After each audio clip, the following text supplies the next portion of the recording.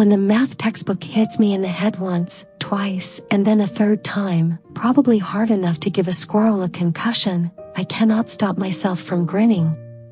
It is so worth it, just to see those fiery sparks in Kira's green eyes.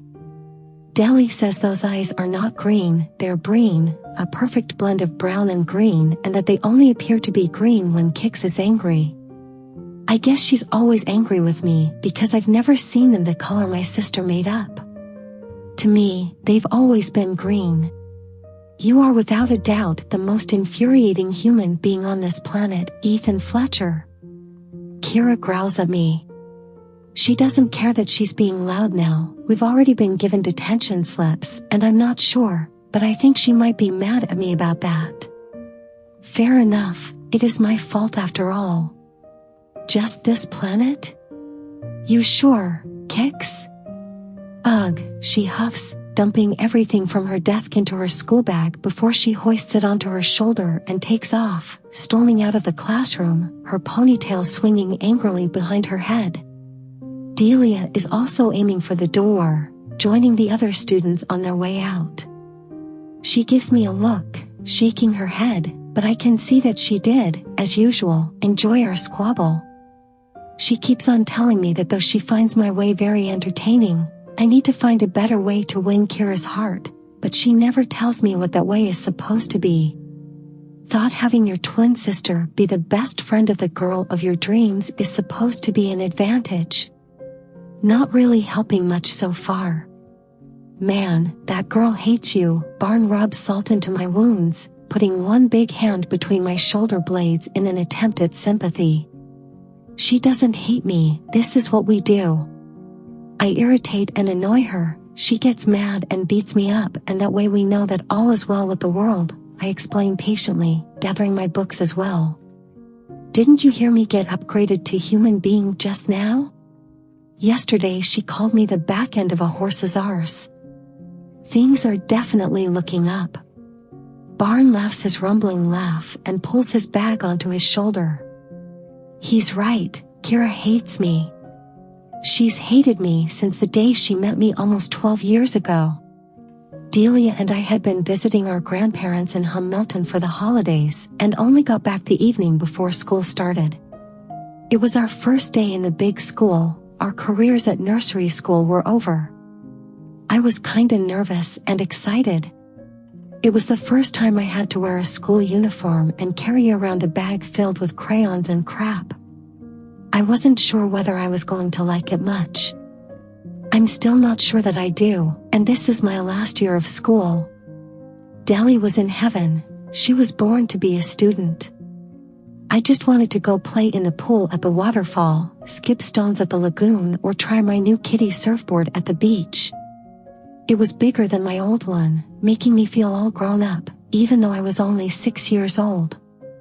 There was this new girl in class I'd never seen in town before, and when the teacher made us all introduce ourselves as if most of us hadn't known each other all our lives, this strange girl with her super long brown braids recited her address, and it was the house right next to ours. I was a little pissed off, because my friend Ted used to live there, but his parents got a divorce and they moved away during the holiday. I was sad about that and was hoping to get a new friend, not a skinny little girl who looked like she missed the bus to the baby school and ended up in our class by accident. She was only 5 years old. I was even more annoyed when Deli started bouncing on her chair next to mine, giggling happily when she heard the address, thrilled that our new neighbor was a girl. I didn't like that. I didn't want some strange girl to take Ted's place, and I definitely didn't want her to barge into our lives and steal my sister from me. Break time, I shoved her in a spurt of frustration, not my proudest moment, and she landed in a muddy puddle. To be honest, I didn't know that she was that weak and that she'd fall. Deli usually just shoved me right back. Besides, she's a girl, I didn't shove her as hard as I could. Still, I felt really bad straight away. I've never been a bully, and she was kinda small. She sat in that puddle, glaring at me with those green eyes, and yelled, "I hate you, Ethan Fletcher." Her eyes and her face and those words made my head and my heart feel all funny, and then Deli charged past me and helped her to her feet, frowning at me, clearly disapproving of my actions, which made me mad again. The girl was already coming between us, and I did not like that, so I announced to the world that Kira shat her pants. Delia took her to get cleaned up and swapped seats in class to sit next to Kira, leaving me all alone. Well, not exactly. There were many kids still sitting around me, and James Hessian, now affectionately known as Burlap, was the guy she swapped with.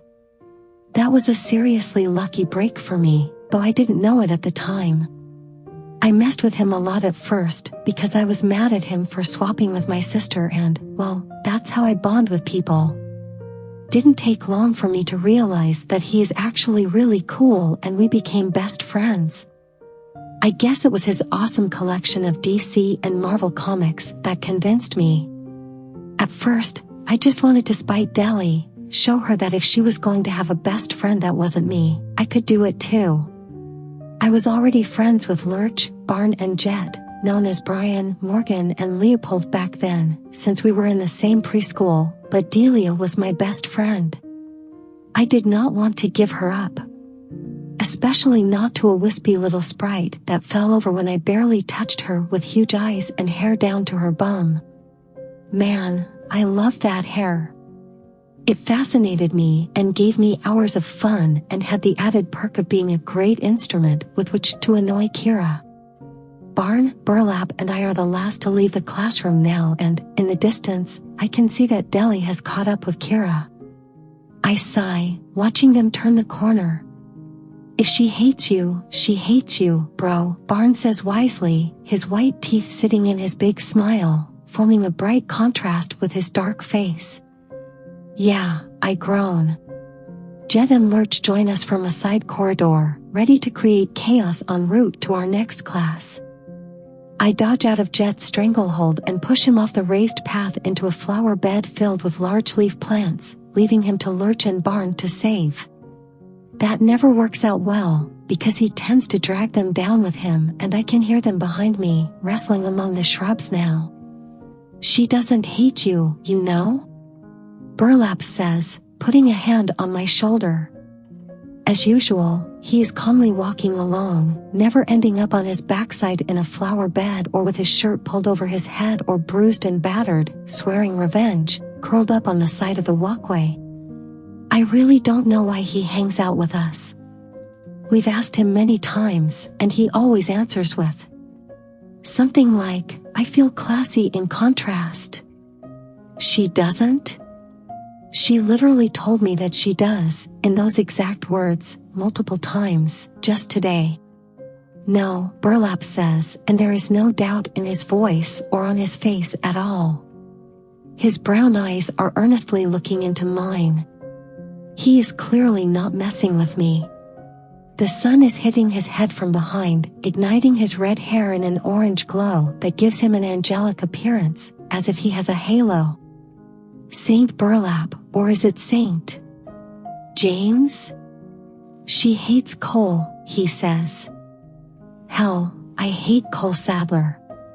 Last year, the bastard broke Kira's heart and humiliated her, calling her a prude and frigid in front of the entire class. Fortunately for him, probably for me too, I wasn't in class at the time and only heard about the incident afterwards, and that he was going around telling rude stories about her. All that just because she didn't enjoy him turning into a fragging octopus on their very first date. I wasn't sure what had happened at the time. I just got a call from Deli that Saturday night while I was hanging out with my friends, telling me to find Kira in the street outside the cinema. I took care of her, tried to cheer her up and gave her a lift home on my bike, and she was crying against my back the whole time. I was so angry, I wanted to kill the bastard, any bastard. I didn't know which bastard or what for, until that Monday when he insulted her in front of everybody and I finally heard the whole story. I gave him a very convincing lecture on how to treat girls and how not to treat them, using his skateboard as a show and tell tool. I showed it to him multiple times, all over his body, and told him that next time I was going to feed it to him. Since then he avoids me and Kira like the plague. Obviously, I say, not sure what Burlap's point is, wishing he didn't say the guy's name. I still get mad when I hear that name. She doesn't treat you the way she treats him, Burlap explains. Have you seen the way she treats him? No, I frown, not able to recall even one interaction between them since the incident to compare with how she treats me. Exactly, Burlap grins.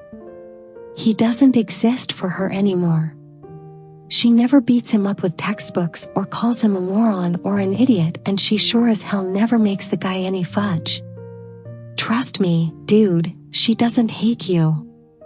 I'm smiling now. The word fudge has that effect on me, but I'm also smiling because I'm feeling the first stirrings of real hope. Dude, you're being too subtle, Barn tells me, and the guys all laugh, even Burlap. What the hell? Actually, giving it some thought, I have to laugh too. I'm often told that subtle, and I am not acquainted at all. I've been called every single possible antonym to subtle that exists in the dictionary, including, but not limited to crude, vulgar, primitive, basic, obnoxious, offensive, and nasty. Being told that I'm being too subtle is a whole new experience. I'm serious, Barnes says, digging into the bag of cheese balls lying on my bed. Actually, I think there are more of the flaky balls and other snacks on my duvet than there's left in the bag. Tell her how you feel, straight up and honestly. I have. Many times. You heard me tell her like an hour ago, I grunt, take a swig of my soda and squirt it through my teeth at the wastepaper basket balancing precariously on the tower of books we built on my study chair set up against the closet door. It's a perfect hit, not a drop falling on the floor or splattering the walls. Wow! Jet yells when I leap from my desktop and he slaps me on the back hard enough to cause permanent lung damage. Good shot. Thanks, I'm so fragging proud, I mutter without any enthusiasm and fall face down onto my bed, scattering packages in my wake. Dude, Lurch says, climbing onto my desk to take the spot I vacated. Going, love you, kicks, you rock, is not going to work, he says. And I think he just tried to imitate me, making hang loose signs and stuff I know I never do. Well, not often. Maybe all the time. Whatever. You do that with everybody. Yeah, Jet agrees. Why would she take you seriously if she hears you say it all the time to everyone? By that standard, you're probably in love with Burlap. You say it to him at least 20 times a day. We all stare at Jet. He seldom says wise things, and this was a pretty valid point. I wonder if he's high. He made Lurch miss the basket by miles. My closet door and sections of the wall got whatever soda is not currently dribbling down his chin. You should just date Burlap and get on with it, Jet says, yanking Lurch off the table so that he can have his turn. And just like that, the illusion of wisdom is shattered. Wanna date me? I ask Burlap since I'm not one to argue with superior logic, even if it's coming from the guy standing on my desk, squirting orange soda at my wastepaper basket. Not really, Burlap says in such a way that one might make the mistake of thinking that he gave it some serious consideration. Your bumps and curves are all in the wrong places. You're not my type. Sorry, he grins. I think Ethy will be a pretty girl, Barnes says, lying over the breadth of my bed, with his back propped against the wall and his feet dangling off the other side. The guy is way too big for any normal-sized double bed. I give him a look, but he is too busy to notice while he's hunting for stray snacks in his area since all the bags are now empty. He's got those dimples and long lashes going for him, he clarifies, and that is not weird at all. I'm going to pee in the basket from here, Jet announces, and I'm grateful for the topic change because I don't want to be Burlap's girlfriend and I don't want Barn admiring my dimples and lashes. Besides, girlfriends are still a touchy subject for Burlap. He dated the same girl from 9th grade to the beginning of year 11 when she moved away, and then he still tried to make it work for a few months. She's the one who decided to move on. Burlap still hasn't. Jet, I say calmly, still watching Barn cleaning my bed like a fragging vacuum cleaner. Don't make me toss your sorry ass out the window. There's no way you'll make the shot from the table to the basket. Sure I will, just watch me. I turn my attention to Jet now, giving him a grossed out look that I hope will scare some sense into him. I don't want pee all over my room. I really don't want to watch that, thanks, I grunt. I've got much nicer lashes than you, he tells me, and now I'm wondering if it was really soda he was drinking. Why are we back on the lashes thing now? I don't want to be on the lashes thing. No, you don't, Lurch says, pulling Jet from the table onto my bed so he can inspect his lashes up close, a little violently. He shrugs after a bit, handing Jet over to Barn for further investigation. They're long, but they're too light to tell for sure, is Barn's expert opinion. Get some of that black stuff Deli puts on hers, then I'll show you. Mine is longer and thicker, Jet insists, and it seems to be really important to him that his lashes be longer than mine. Then again, Jet and I have been competing over everything since we were in preschool. Competing over the length and thickness of lashes is probably not that strange. Yeah, Lurch agrees. I think mine might be too. Oh, great. We have another contender for the title of Mr. Lashes. Mascara or no mascara, there's no way your lashes are longer than mine, I hear myself tell them because stupidity is apparently contagious. We are really full-on arguing now about whose lashes are the thickest and the longest, and I think the violent inspections I'm being subjected to have already made me lose a few of those precious lashes. Burlap has removed himself from the contest on my bed to sit in the window, watching us with that long-suffering look he is so good at. Fine. I finally yell, slapping Jet's hand off my face and elbowing Lurch in the stomach to get him off me. I'll get Deli's fragging mascara.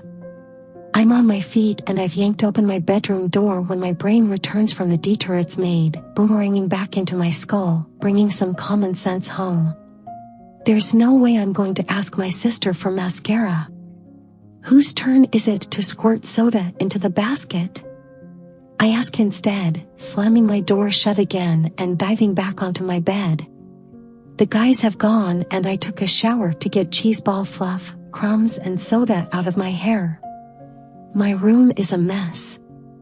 Well, it was worse before I poured the soda from the wastebasket into the toilet and gave it a wash. The bucket is now filled with trash, as it was meant to be. There are still some soda spots in my room, but we've wiped up most of those too. I grab my duvet and pillows from the floor and dump them back on my bed and am about to drop the towel from my waist to get dressed when I notice movement in the window on the other side of our wall. Kira's bedroom window faces mine, and she probably noticed me hanging around in my room wearing only a towel. For some reason, she doesn't like seeing me half naked. It's been really hot today, so she left her window and curtains open, despite the fact that we were being very noisy in my bedroom and she'd been sitting at her desk doing her homework and then on her bed, reading. Kix loves to read. Usually, she'd close the window and draw the curtains when I'm in my room, and I know she is about to do that now. I put a hand up to show her to wait, and apparently, the earnest expression on my face is convincing her that I'm not about to give her another strip show. She hates those and lets me know in the cutest ways, but really want to communicate with her. Which is accurate. I'm going to take Barnes' advice even though he's never had a girlfriend, ever. I am going to tell Kira straight up and honestly how I feel about her, but not in the way that always causes her to scoff at me. I'm going to tell her that I love her, and I'm going to make it very clear this time. There will be no subtlety. She's not sliding her window shut or yanking her curtains closed, she is watching me, looking a little annoyed. So far so good. Now, how do I do this? Right, that's easy enough. I point at my eye to spell I. Awesome move, dude. Now what? Wait, what if she didn't get I from I? I point at my heart instead. I think this is where my heart is in my chest, a little to the left, or is it the right? Never mind, she's bright, she'll get it. Now, how do I do an L? I stretch my arms, one up and one down, but I'm pretty sure this is the opposite of an L. I try again with different angles, but it doesn't feel any better. Just going to move on to the O, because Kix is grimacing now and that is not what I'm aiming for. Fine. I put my arms in a circle above my head, but this is feeling really dumb and I'm trying to be romantic here, so I put the tips of my fingers at the center of my head. This is a heart now, right? I give a little twirl, but hell knows why. I just vaguely remember the move from our 3rd grade sunflower dance, and that song was all about love, so. And now for the Y. That is easy enough, I just spread my arms wide above my head. No. That's not right. There's no Y in love. I forgot the E. How the hell do I do an E?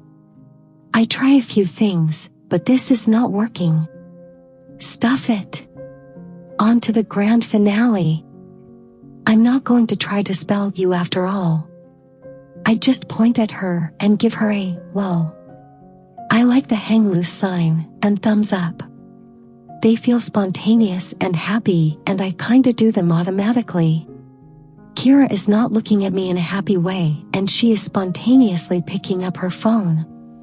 Now I'm going to get a 5-page lecture. Kira doesn't send texts, she sends novels. Well, that's okay, I don't send texts either, I just send memes and emojis. Actually, we hardly ever send each other messages, but we understand each other, right? Probably not. I take my phone from my desk when it announces the arrival of her message. That was fast. Maybe she replied with I love you too, after all. A guy can dream and that is all he can do. No, I don't want to watch you do ballet. Thanks for the offer. I look up from my phone and she is waving at me, her eyebrows raised in that haughty way she sometimes uses. She is so fragging cute. Hey! I yell, giving up on charades and texts, because our houses are close enough to hear each other pretty well, but she has already slid her window closed and is now pulling her curtains shut. What the hell made her think I was offering her a ballet show? Groaning, I turn away from the window to face dive onto my bed again. I've once again proven what I'm always being told by everybody who knows me. I suck at charades. So much for being straight up and honest.